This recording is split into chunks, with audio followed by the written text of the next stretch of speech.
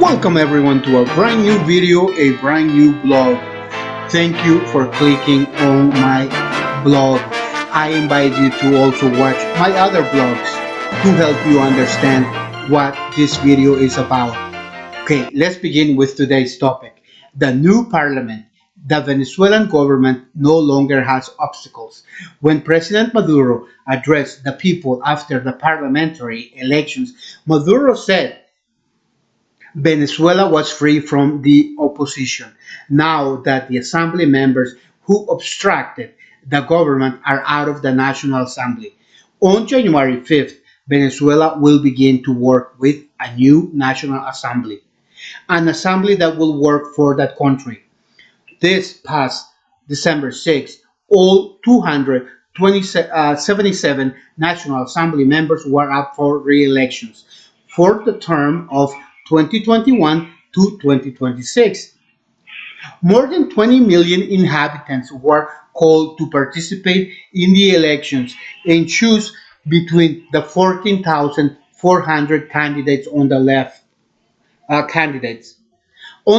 wing, the main party is Maduro's PSUV, United Socialist Party of Venezuela, inspired by Simon Bolivar.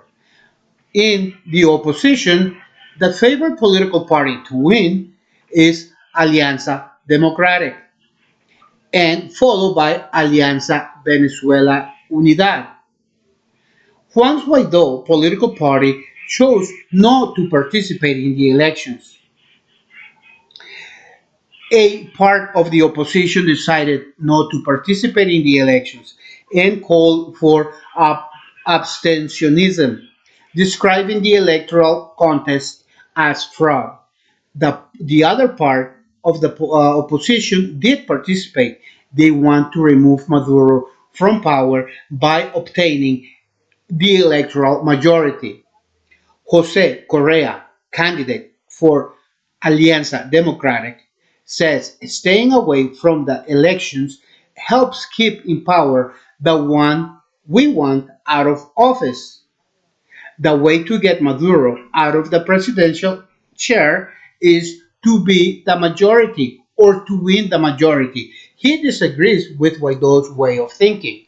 The US does not recognize these elections and reiterates that it will continue to recognize Guaido as Venezuela's president. The European Union says that these elections did not have the minimum democratic conditions. Russia, Cuba, and China, Denmark say that Venezuelans are who must decide about the future of their country. As well, they speak about the importance of recognizing citizens' votes. The opposition, the opposition party, MUD, Guaido's political party, with lies and inception of sabotage, wanted to destroy Venezuela. The opposition spoke of Red October, November of Resurrection. What is that all about? Red October, they wanted to cause chaos. They wanted to harm the population so that they would turn against Maduro. But, um, well, for the well being of the people, this did not happen. Hmm? These elections of the Bolivarian Republic took place under the North American conflict against Venezuela.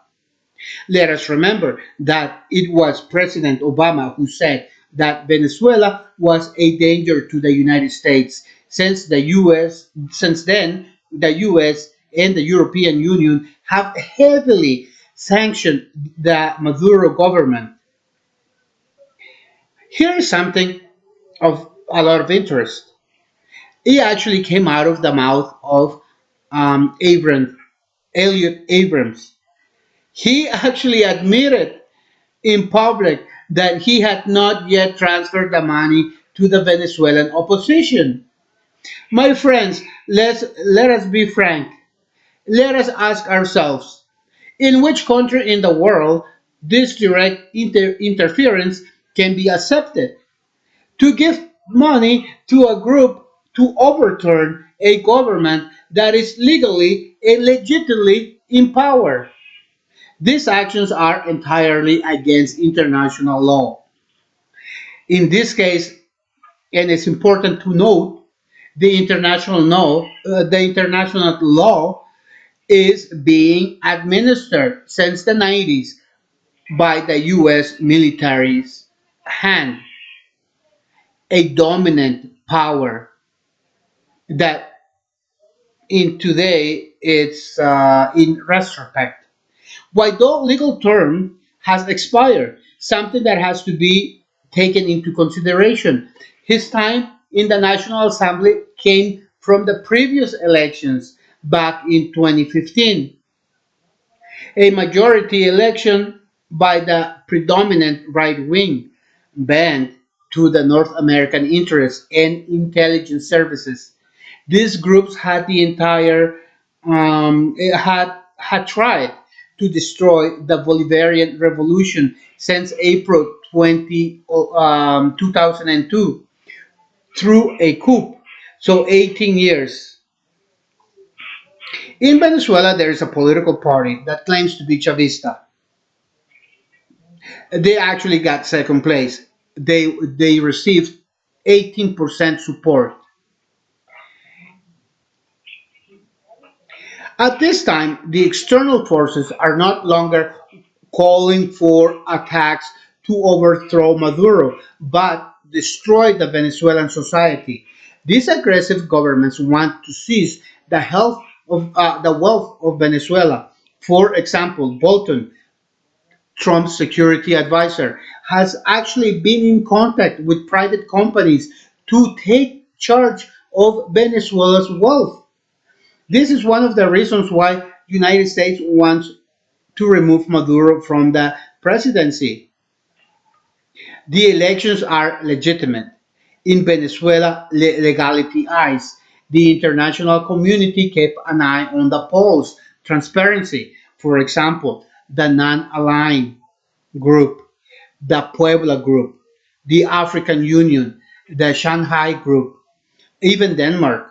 For most of the world, the elections were legal. For the countries that want to destroy Venezuela, it is clearly that only when a lucky government comes to power will the elections be legitimized. It is essential to say that even if the United States continue to support Guaido, he has lost legitimacy. Putting interim presidents is part of the Monroe Doctrine. When the constituent president does not favor does not favor capitalist interests, the nation becomes a threat, or the president becomes a dictator.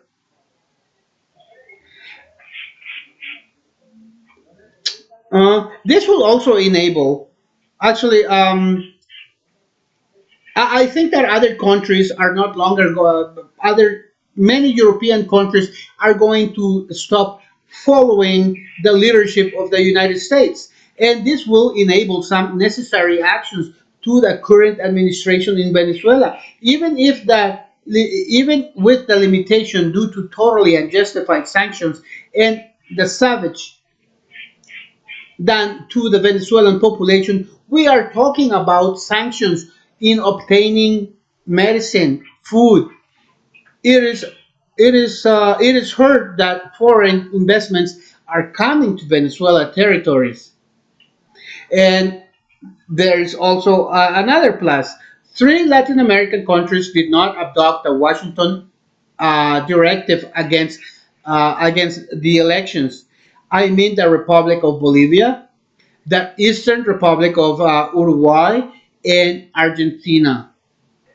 The document was to deny these elections and consider them totally false, mm, saying that they lack legitimacy.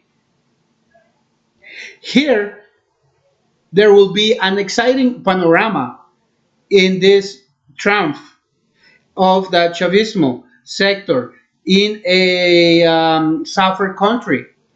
in a suffer country. Yes, remember that it has been a kind of hybrid war where sectors such as power cuts, cyber attacks on the oil industry. We cannot forget the elective crimes as well. In the new assembly, many things will change. The Cipco oil company has been taken over by the false Guaido government, but belongs to the state and to the people of Venezuela. The new parliament has to legitimize before London's court, where the ton of gold of the Venezuelan people is. Cipco has functioned a, as a fund financing the false government's subversive activities, appointing ambassadors, and has hindered talks with others. Thousands of people have lost their lives for the lack of food and funds. Death can be said. Uh, we can blame those deaths on North Americans or on native nations governments, and also on the supposed Guaido administration. The new administration of the Venezuela Assembly will have to negotiate if Biden becomes the North American government. Venezuela knows that Biden administration will be tough on them. Zero illusions in the Bolivarian government that things will work better. Venezuela has to display cunning, patience, and a relationship with its allies, along with a policy to divide the conservative opposition to group the popular forces. This strategy did not come easily. What Maduro has done for the Bolivarian homeland has amazed many people. Some of them may not admit it, but most likely could be admitted in a book.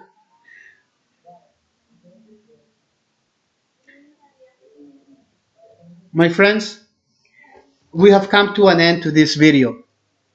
I want to thank you for reaching this point of the video. At the same time, I want to say that once Maduro, no, once Guaido stops receiving backup by international nations, it will be easier for the Venezuelan justice system to get their hands on him.